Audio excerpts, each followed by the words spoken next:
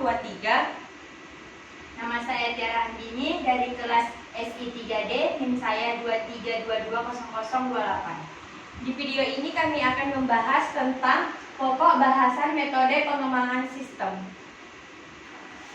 Metode pengembangan sistem, System Development Life Cycle atau SDLC, adalah serangkaian tahapan atau proses yang digunakan untuk merancang, membangun, mengembangkan, serta menguji sistem atau software agar nantinya dapat menghasilkan sistem atau software yang berkualitas. Selain itu, tujuan dari penerapan SDLC ini adalah untuk mengantisipasi kesalahan saat merancang dan dapat mengurangi perbaikan atau pengerjaan ulang.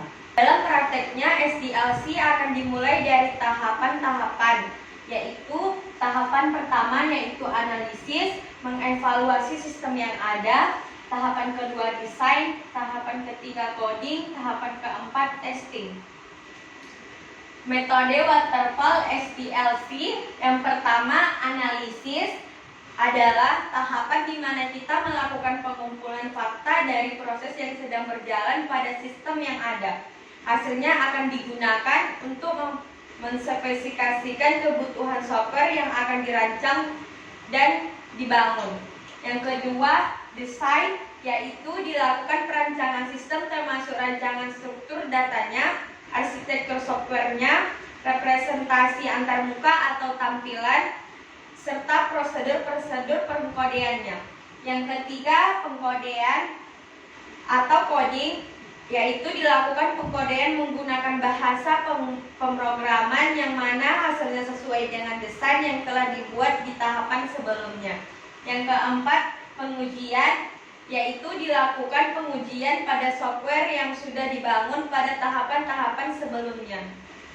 Prototype SDLC adalah tahapan dari menganalisis kebutuhan-kebutuhan yang dapat dari klien berdasarkan dari hasil analisis dapat dilanjutkan ke tahap desain serta dibuat program, contohnya yang disebut prototyping.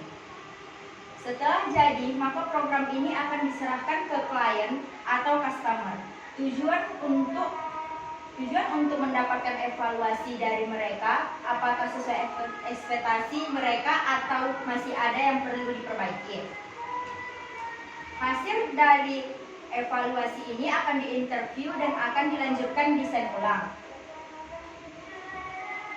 Keempat tahap ini akan terus-menerus berlangsung sampai customer atau klien menyatakan program ini benar-benar sesuai. Barulah program atau sistem dikembangkan akan ditesting terlebih dahulu untuk memastikan bahwa sistem benar-benar sesuai dengan evaluasi customer.